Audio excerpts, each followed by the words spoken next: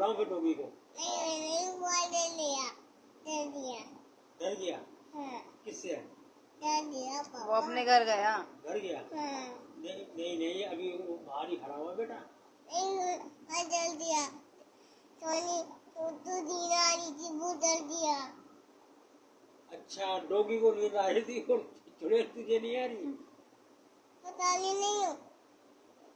तो मैं बीच में ना सोनी तो सो दिया, डर दिया। सोनी दीदी ने आई है, मेरा डर दिया, डरी नहीं दिया।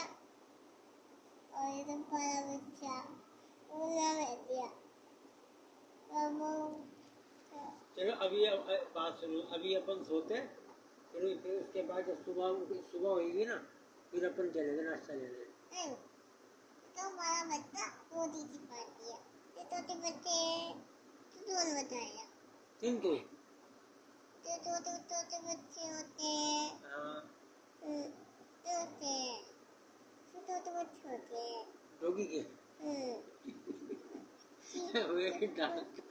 ओए डॉक्टर तू जा बता दिया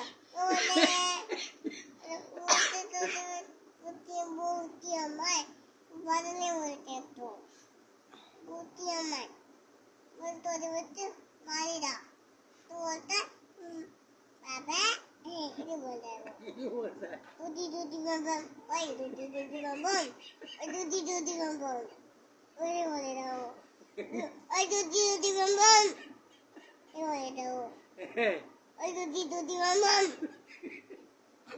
डर